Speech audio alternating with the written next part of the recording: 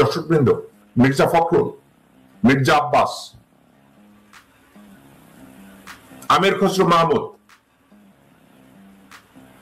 আমানুল্লাহ আমান, সামাও বাইদ, ইকবাল হোসেন টুকু, সালাউদ্দিন, এদের কাউকে বলতে শুনেছেন জেনারেল ওয়াকারকে নিয়ে তারা একটা কথা বলে? একজনকে শুনেছেন? আপনারা একটু টার্গেট করে দেখেন, ওনারা জেনারেল ওয়াকারকে নিয়ে একটা কথা আপনাদের সামনে বলেছে কিনা? বলবে না। ইন্ডিয়ার আত্মীয়, শেখ পরিবারের আত্মীয়, তাকে নিয়ে কি কথা বলা যায়? বিএনপির এটা শোভা পায়?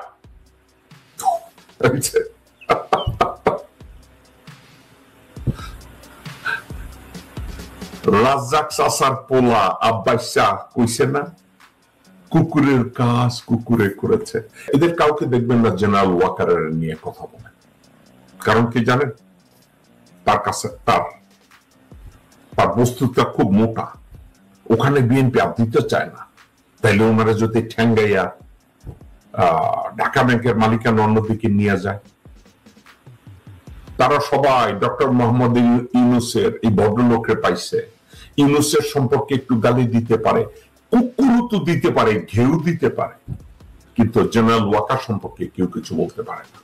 একটা বারের জন্য কোন লোককে বলতে শুনি নাই বাংলাদেশের মীর জাফর যে বিডিআর পিলখানা হত্যা থেকে শুরু করে আজ অবধি প্রত্যেকটা মুহূর্তে মিথ্যা কথা বলে, ধর্ম নিয়ে ভণ্ডামি করে, নামাজের ইমামতি করে, কুত্তার বাচ্চার দেশে গিয়ে ক্যান্টনমেন্টে ঢুকে আর্মির ভিতরে ডিভিশন তৈরি করে। কেউ তাকে নিয়ে কথা বলে না। একজন রাজনীতিবিদকে দেখি না। তাদের টার্গেটকে ডক্টর মোহাম্মদ ইউনূস। ডক্টর মোহাম্মদ, আপনারা কি কখনো শুনেছেন মির্জা ফখরুল একবার বলেছে? একবার মির্জা ফখরুল বলেছে আমি ভারতের প্রতি নিন্দা জানাই, আমার দেশের লোকজনকে গুম করেছে? একবার মির্জা ফখরুলের মুখে শুনেছেন মির্জা ফখরুল বলেছে যে গুম করেছে? শুনেন নাই। মির্জা ফখরুল সালাউদ্দিনের পাশে দাঁড়ায় দাঁড়াইয়া বক্তৃতা দেয়, কিন্তু একবারও বলতে শুনেছেন সালাউদ্দিন বলছে আমার গুম করে নিয়ে গেছে ইন্ডিয়া? একবারও বলছে? আমি শুনি নাই। সালাউদ্দিন বলতেছে না, কারণ আসলে তো তাকে গুম করে নিয়ে 7 বছরের ট্রেনিং করাইয়া দিচ্ছে। যে ট্রেনিং এর জন্য সে যোগ্যতা অর্জন করছে এখন বিএনপির পরবর্তী মহাসচিব হয়। দর্শকবৃন্দ, কথাটা ভুলে যান না, আমি যোগ করছি না। আপনারা মির্জা ফখরুল ইসলাম আলমগীরকে কখনো শুনেছেন যে আল্লামা দেলোয়ার হোসেন সাইদির সাক্ষী তাকে ভারতে কিডন্যাপ করে নিয়ে গেছে? ভারতে বাংলাদেশ থেকে কিডন্যাপ করে সব ভারতে পাওয়া যায়। ভারত যত জুলুম করেছে, বাংলাদেশের থেকে যত সম্পদ স্বাধীনতার সময় চুরি করেছে, ডাকাতি করেছে, রাজধানী করেছে, বাংলাদেশের বুদ্ধিজীবীদেরকে হত্যা করেছে, বাংলাদেশে হত্যা চালিয়েছে, 57 জন অফিসারকে খুন করেছে। একবার শুনেছেন মির্জা ফখরুল এটার উপরে কোনো কথা বলেছে? আমি শুনি নাই। মির্জা ফখরুল এগুলো নিয়ে কথা বলবে না। জীবনে কোনোদিন শুনেছেন একজন জেনারেল যুদ্ধ করতে গিয়ে যুদ্ধের ময়দানে সোলজারদের দিকে ঘুরে কয় এখন কি করব? এই মির্জা ফখরুল ওই লোক। ঢাকা মহানগরী সমাবেশে, পল্টন অফিসে লক্ষ লক্ষ মানুষের সামনে, পুলিশের সামনে সে অন্যান্যদের দিকে তাকায় বলছে এখন কি বলবো। এই মির্জা ফখরুল, উনি যখন কথা খুঁজে পেতেন না, ওনার যখন হাসিনার কাছে তার আগে গণভবনে ওয়াদা করে এসেছে এই হরতাল সফলের জন্য সে কিছু করবে না, এমন কিছু এক সে করেছে। যেখানে একত্র হয়েছে, হাসিনাকে বলছে ওকে আমাকে গর্তে উঠায় নিয়ে যান, আমার রেস্ট করা দরকার, আমি এগুলো আর নিতে পারতেছি না। এই কাজগুলো কে কে করেছে? মির্জা ফখরুল করেছে, মির্জা আব্বাস করেছে, আমানুল্লাহ আমান করেছে, আমির খসরু মাহমুদ করেছে, ইকবাল হোসেন টুকু করেছে।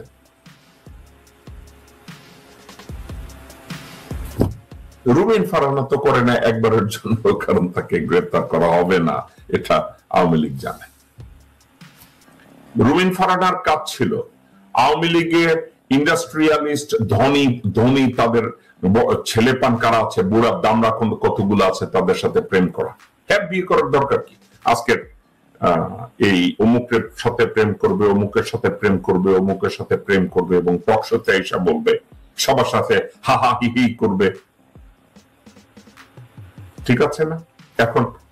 এখন তো আবার প্রতিজ্ঞা করেছে, হাতে ইস্কনের একটা ফিতা লাগাইছে, লাগাই এরকম করে। আজকে বিএনপি নির্বাচনের জন্য জনগণের সাথে কন্টিনিউয়াসলি মিথ্যা কথা, একটার পর একটা মিথ্যা কথা বলে যাচ্ছে। এত মিথ্যা কথা বলছে, মির্জা ফখরুল এখন খেই হারায় ফেলায় যে 2 দিন আগে কি বলছে এবং আজকের কি বলছে। মির্জা আব্বাসের মতো লোকজনরা ভুলে যায় গতকালকের কি বলছে এবং আজকের কি বলছে। আমির খসরু মাহমুদরা ভুলে যায় গতকালকের কি বলছে, আজকের কি বলছে। অত্যন্ত মিথ্যাবাদী যারা, এই লোকগুলো কি করে, গতকালকের কি বলছে আজকে ভুলে গেছে। নেরি কুত্তা কি করে জানেন? বলে তুই পায়খানার কাছে আসিস। নেরি কুত্তাদের চরিত্র এইটা, তারা কোথাও বাঘা কুত্তা দেখলে কামড় দিতে পারে না, কিন্তু নেরি কুত্তারা বলে তুই আবার পায়খানার সামনে আসিস। আজকে বিএনপি কিছু নেতা নেত্রীদেরকে বলতে শোনা যায়, এই মুহূর্তে যদি আমরা একটা লড়াম দেই, একটা অবরোধ দেই, তারা হরতালের ভয় দেখায়। অথচ তাদের নেত্রী ছিল হাজতে। এই দল এখন বলে যে জনগণের মুক্তি আনবে, জনগণের অধিকার আদায় করবে। আপনাদেরকে বলেন একটা নির্বাচন দিলে সংস্কার করবে জনগণের প্রতিনিধি। দর্শকবৃন্দ, আপনারা কি যাদের সামনে বিএনপির বিএনপির কর্মী, বিএনপির নেতা, বিএনপির সমর্থক, আপনারা কি একবার আপনাদের নেতাদের জিজ্ঞাসা করেছেন যে জনপ্রতিনিধিরা সংস্কার করবে? তাই না? তাইলে গত 2 টার্মে আপনারা কি করছেন? কোন একটা বলেন, একটা মাইলস্টোন সংস্কার আপনারা করছেন, ওই সংস্কারটার কথা বলেন। মির্জা ফখরুল ইসলাম আলমগীরকে জিজ্ঞাসা করেন আপনারা কি সংস্কার করছেন। আরে ভাই, আপনারা কি সংস্কার করবেন? যেই দল তাদের চেয়ারম্যানকে বিনা বিচারে হাজতে ঢুকিয়ে টর্চার করেছে, মেরে ফেলা ষড়যন্ত্র করেছে, তাকে বের করতে পারে নাই। এখন তারা বলে নির্বাচন দেন, আমরা নির্বাচন হইলে ক্ষমতায় যাও, নির্বাচন হইলে আমরা সংস্কার করব। আমাদেরই একমাত্র অধিকার আছে সংস্কার করার। আপনারা মির্জা ফখরুল ইসলাম আলমগীর, আমির খসরু মাহমুদ যখন লোকজনের সামনে গিয়ে বলে আমরা সংস্কারের কর্মসূচি, আমরা তো সংস্কার দিয়েই দিচ্ছি, আপনারা কেউ আমির খসরু মাহমুদকে জিজ্ঞাসা করছেন? তল্পির ঘরের তল্পি, হুবরির ঘরের হুবরি, তোর দ্বারা কি সংস্কার সম্ভব? বেগম জিয়া হাজতে পচে মরেছে বছরের পর বছর, তুই এর প্রতিবাদে কি করতে পেরেছিস? তুই তো পেরেছিস অমিত শাহের পেশাব খাওয়ার জন্য মাথাটা নোয়াইয়ে দিছিস চেয়ারে বসা। এর বাইরে কি তুই কিছু করেছিস? মির্জা ফখরুল বলে সংস্কার তো আমরা করব, আমরা সংস্কার তো দিয়ে দিচ্ছি 31 দফা।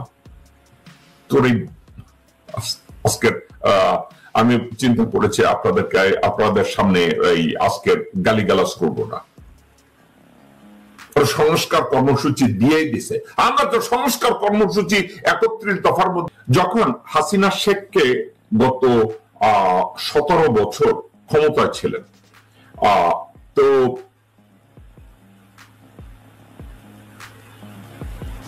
17 বছর ক্ষমতায় থাকাকালীন বিএনপির যেসব কথাবার্তাগুলো ছিল, বিএনপির যে অ্যাপ্রোচ ছিল, আপনাদের মনে আছে 14 নির্বাচনের পরের দিন বিএনপির কেউ আর রাস্তায় খুঁজে পাওয়া যায় না। আন্দোলন করার জন্য তারা খুঁজে পাওয়া যায় না।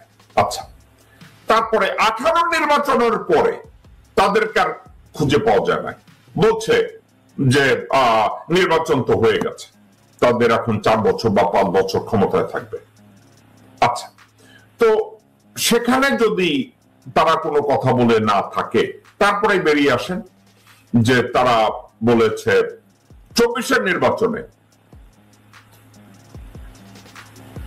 তারা নির্বাচনের পরে চুপ হয়ে গেছে। পরিস্থিতিটা তাই, নির্বাচন হয়েছে, কোনো বাধা নেই, নির্বাচনের পরে তাদেরকে গভর্নমেন্ট করতে দিয়েছে। আচ্ছা, এটা নিয়ে আমি লোকজনদেরকে বলতে শুনেছি বিএনপি একটা আর্টিফিশিয়াল আন্দোলন করেছে। এই আর্টিফিশিয়াল আন্দোলনটার নেতৃত্ব দিয়েছে মির্জা ফখরুল ইসলাম আলমগীর, মির্জা আব্বাস, আব্দুল আওয়াল মিন্টু এবং আমির খসরু মাহমুদ।